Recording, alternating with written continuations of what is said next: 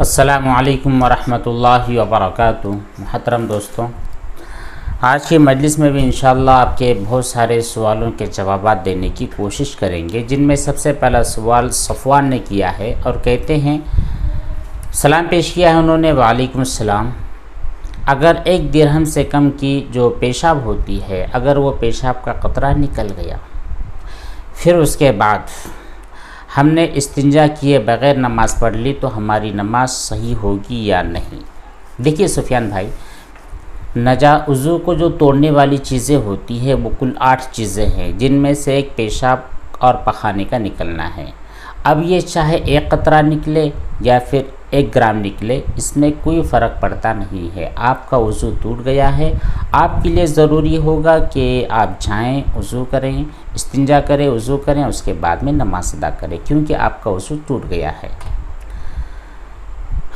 پروین بانو کا سوال ہے، بچوں کو جو نظر لگ جاتی ہے، اس نظر کے تعلق سے انہوں نے سوال کیا ہے کہ ہمارے یہاں پر جب بچوں کو نظر لگ جاتی ہے تو یا پھر بڑوں کو بھی نظر لگ جاتی ہے، تو ہمارے یہاں پر رواج یہ ہے کہ جو لال مرچی ہوتی ہے، اس لال مرچی کو 7 عدد میں لیتے ہیں اور کچھ پڑھ کر جلا دیتے ہیں، تو یہ صحیح ہے یا پھر صرف ایک توہم پرستی ہوتی ہے؟ بالکل نہیں، اس کی گنجائش ہے، اور یہ جو پڑھنا ہوتا ہے تو یہاں پر کچھ سورہ فاتحہ یا پھر کوئی اور کچھ آیات ہوتی ہیں، لوگ ان آیتوں کو پڑھتے ہیں اور یہ سر سے لے کر کے پیر تک اس طرح 7 مرتبہ اتارتے ہیں، پھر اس کو جلا دیتے ہیں۔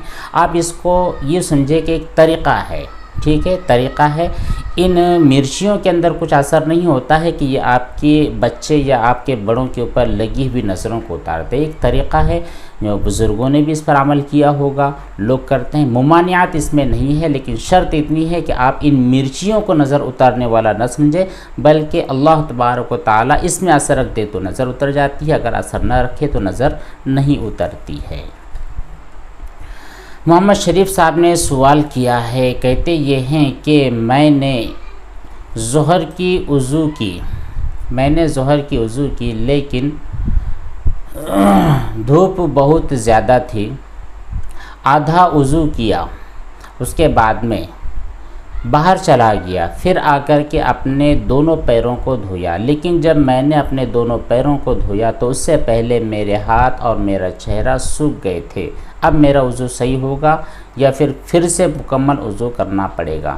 دیکھیے شریف بھائی، آپ کا وضو تو ہو گیا، ٹھیک ہے، جب آپ کے تینوں اعضاء دھو دیے گئے، سر کا مسح کر دیا گیا تو آپ کا وضو ہو گیا ہے، لیکن آپ نے یہ جو تاخیر کی ہے، یعنی جو ترتیب ہوتی ہے پے در پے، ایک کے بعد دیگرے تمام اعضاء کو دھونا، تو آپ نے 3 اعضاء کو تو کام کر لیا، لیکن پیروں کا جو دھونا تھا اس کے اندر ڈیلے کر دیا، تاخیر کر دی، تو یہ سنت کے خلاف ہے، ٹھیک ہے، سنت کے خلاف ہے، لیکن آپ کی جو 4 فرائض تھے، 4 فرائض ادا ہو چکے ہیں، آپ کا وضو صحیح ہو چکا ہے۔ فیوچر میں آپ یاد رکھیں کہ اس طرح کام نہ کریں، یعنی جو اس کے اندر آپ کو جو ثواب ملنا تھا، اس ثواب کی کوانٹیٹی کے اندر ذرا کمی ہو جاتی ہے۔ واصف بھائی نے سوال کیا ہے اور کہتے ہیں کہ مفتی صاحب، جو انسان سارا دن اسی وہم میں رہتا ہے کہ اس لفظ کا مطلب کفر تک نہ لے جائے، سارا دن زیادہ تر مائنڈ میں ایسے ہی چلتا رہتا ہے، جب انسان سو رہا ہوتا ہے خواب میں بھی کوئی کفریہ بات ہو جاتی ہے، بعد میں ایسا لگتا ہے کہ شاید سوئے ہوئے ہو یا پھر نیند کی وجہ سے منہ سے کچھ کفری الفاظ نکل گئے ہوں۔ دیکھیے واصف بھائی، پہلی چیز تو یہ ہے کہ آپ اپنے خیالات میں جن باتوں کا گزارا کریں گے، جن چیزوں کو جگہ دیں گے، وہی ریمائنڈ ہوتی رہے گی، ٹھیک ہے۔ ہمیں اپنے مائنڈ کو بالکل شارپ رکھنا ہے، بالکل کلیئر رکھنا ہے، اس کے اندر دنیا بھر کے خیالات کو جمع نہیں کرنا ہے۔ جس وقت جو حکم آپ کے سامنے آتا ہے اس کو کر گزریے۔ نماز کا وقت ہوتا ہے تو نماز کے خیالات، قرات کے خیالات، اللہ تعالیٰ کے خیالات، یہ اس وقت آپ کے ذہن میں رہیں گے۔ آپ گھر میں آ جائیں گے تو گھر کے جو حالات ہوتے ہیں، گھر کے ماحول ہوتے ہیں، گھر کے جو کام ہوتے ہیں، وہ خیالات آپ کے دل میں رہیں گے۔ آپ اسٹڈی کے لیے بیٹھے ہیں تو اسٹڈی کے تعلق سے جو سب سبجیکٹ آپ پڑھ رہے ہیں، سائنس پڑھ رہے ہیں یا پھر اور بھی کوئی دوسرے جو آپ سبجیکٹ پڑھ رہے ہیں، اس کے خیالات آپ کے دل میں رہیں گے۔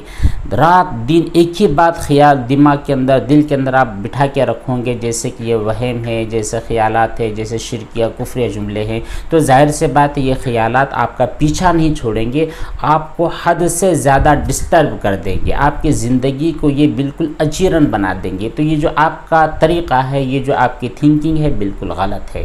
اس طرح آپ کو نہیں کرنا ہے۔ جس وقت جس کام کا موقع ہے اس کے بارے میں سوچئے، اور رات میں جس وقت آپ سو رہے ہیں تو اللہ تبارک تعالیٰ کی یاد کیجئے۔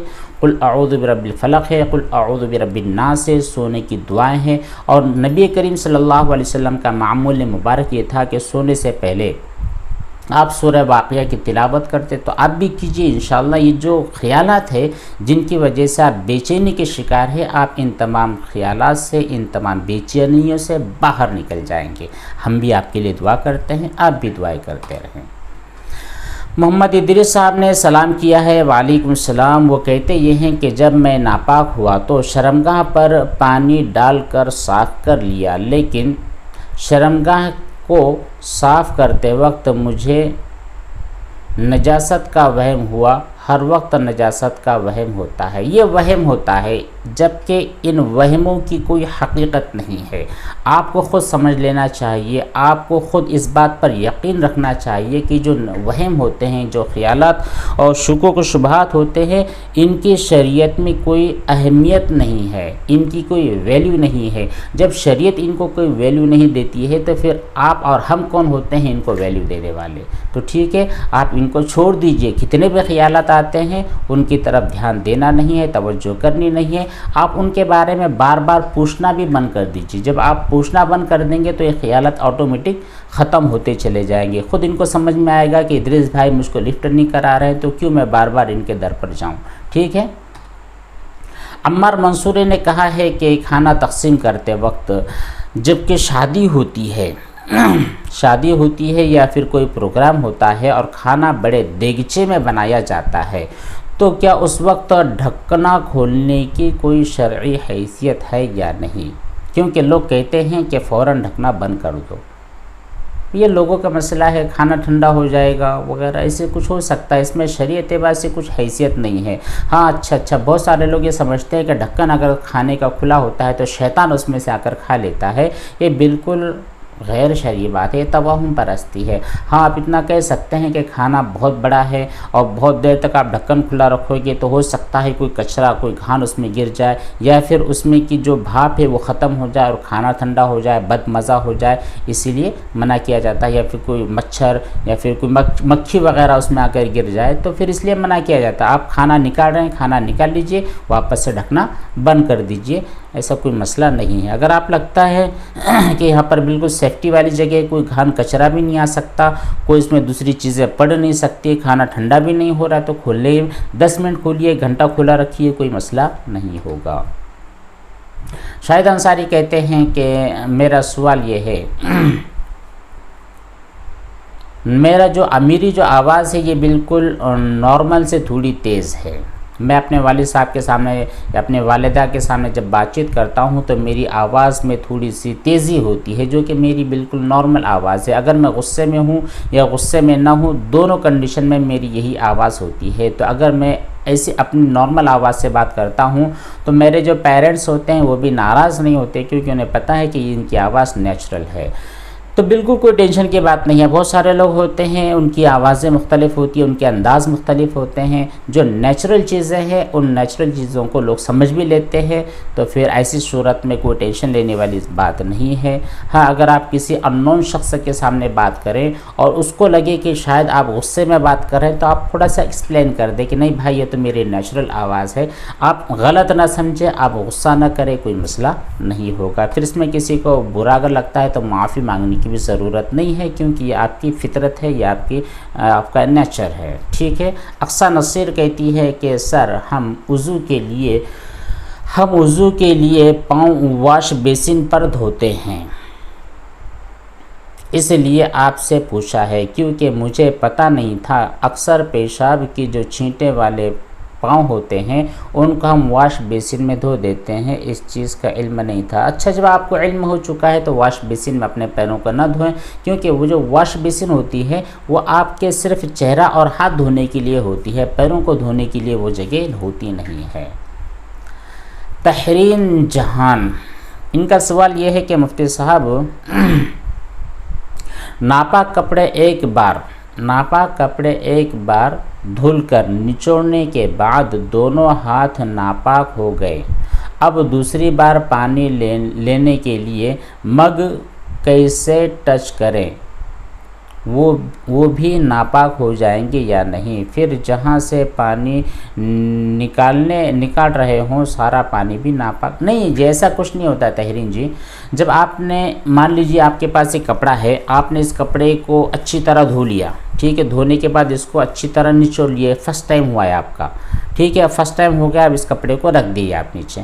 اس کے بعد میں آپ نے ایک مرتبہ آپ کے ہاتھ کے اوپر پانی کو ڈال لینا ہے اور اس کپڑے کو بالٹی کے اندر ڈال رہے ہیں، دوبارہ بالٹی میں ڈال دیجئے، نکال لیجئے، پھر اس کو نچوڑ لیجئے۔ پھر وہ جو بالٹی ہے، جب دوسری مرتبہ آپ بالٹی کے اندر پانی ڈال رہے ہیں تو اس کو ایک مرتبہ کھنگال لینا ہے، پھر تیسری مرتبہ پانی ڈالنا ہے، تیسری مرتبہ آپ اس کو نچوڑ لینا ہے، اپنے ہاتھ کو دھو لینا ہے۔ آپ کے ہاتھ کے اوپر پانی گر گیا اور جو بالٹی تھا اس بالٹی کے اندر پانی گر گیا ہے، تو دوسری اور تیسری مرتبہ میں بالٹی بھی پاک ہو گئی ہے، آپ کے دونوں ہاتھ بھی پاک ہو چکے، آپ کے کپڑے بھی پاک ہو چکے ہیں۔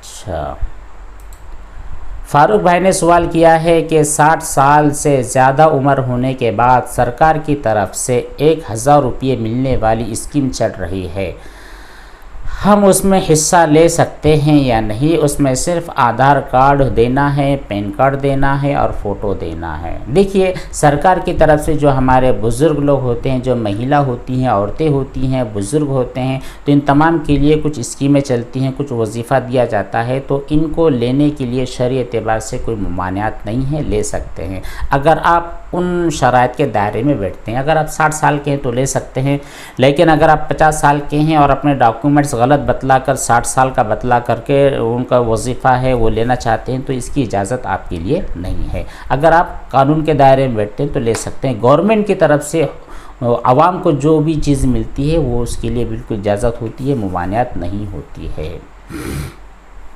تحرین جہان کا واپس سے سلام ہے، کہتی ہیں وعلیکم السلام، میرا سوال یہ ہے کہ ناپاک کپڑے کو پاک کرنے کے لیے ایک بار بالٹی میں پانی لیا اور ناپاک کپڑے ڈال کر نچوڑا، پھر دوسری بار اسی طرح بالٹی میں پانی لینے سے پہلے کیا بالٹی دھلنا ضروری ہے یا نہیں؟ دیکھیے تحرین جی، اس کے پہلے جو سوال کا جواب دیا گیا تھا کسی صاحب کے، تو ان کا جواب اگر آپ نے سنا ہوگا تو سمجھ میں آ گیا ہوگا، پھر سے میں آپ کو ریپیٹ کر دیتا ہوں کہ دیکھیے، اگر ناپاک کپڑے کو پانی میں آپ 3 مرتبہ دھونا چاہتے ہیں تو ایسی صورت میں 3 مرتبہ دھونا ہے، 3 مرتبہ نچوڑنا ہے، ٹھیک ہے۔ جب تیسری مرتبہ میں آپ کپڑے کو دھو لو گے، نچوڑ لیں گے، تو آپ کے جو ہاتھ ہے وہ ہاتھ اور اس کے بعد کپڑے اور آپ کی جو بالٹی ہے وہ پاک ہو جائے گی۔ اس کا طریقہ ایسا ہوتا ہے کہ ایک مرتبہ آپ نے فرسٹ ٹائم یہ جو آپ کی بالٹی ہے، اس بالٹی میں آپ نے پانی ڈال دیا، کپڑا ڈال دیا، ٹھیک ہے، پھر اس کو آپ نے اچھی طرح کھنگال لیا، باہر نکال لیا اور یہ بالٹی ایسے رکھی ہوئی ہے، کپڑے کو نچوڑ لیا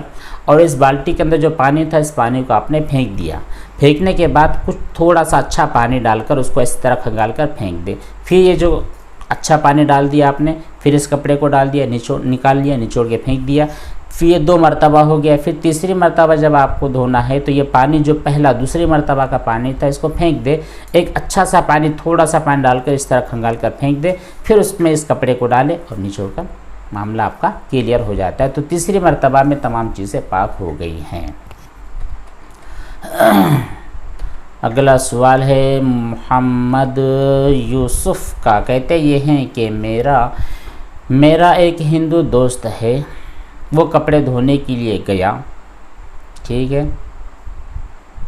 اور کپڑے بھگا کر ایسے ہی چلا آیا، چلے آنے کے بعد آ کر جو میری بوٹل تھی اس بوٹل کو ہاتھ لگا کر پانی پیا ہے تو میرے بستر پر بھی بیٹھ گیا ہے۔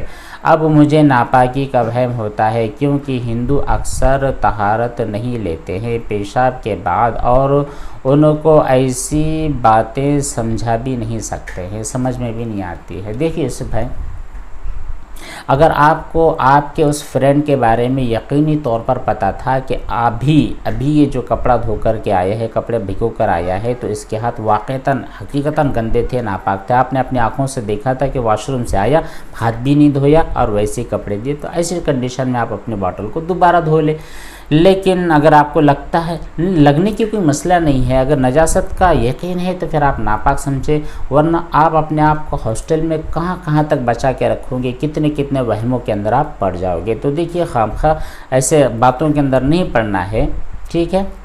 اگر نجاست کا یقین ہے تو دھو لیجئے، اگر نجاست کا یقین نہیں ہے تو پھر ایسے ٹینشن اور خیالات میں نہیں پڑنا چاہیے۔ سید ریحان کا بھی ایک سوال ہے، کہتے یہ ہیں کہ میرا سوال یہ ہے کہ اگر کپڑا دھو رہے ہیں، اگر کپڑا دھونے کے بعد کپڑے پر بلڈ کے جو نشان ہوئے وہ دکھائی دیتے ہیں، جبکہ کنفرم نہیں ہے کہ وہ بلڈ کا ہی نشانہ ہے یا کچھ ہے۔ دیکھیے جب آپ نے کپڑا کو دھو لیا، ایک مرتبہ کپڑا دھویا، اس کے اوپر جو بھی نجاست تھی اس نجاست کو آپ نے اپنی طاقت کے مطابق ختم کر دیا ہے، تو وہ کپڑا آپ کے حق میں پاک ہو گیا۔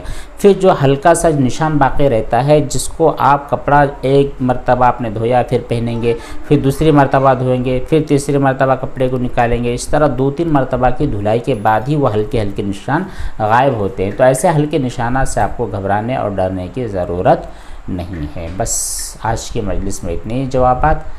اب جو باقی سوالات ہیں انشاءاللہ اگلی نشست میں، اگلی مجلس میں ان کے جوابات دینے کی کوشش کریں گے۔ اللہ تبارک تعالی ہم تمام کو عمل کی توفیق بخشے۔ والسلام علیکم ورحمۃ اللہ وبرکاتہ۔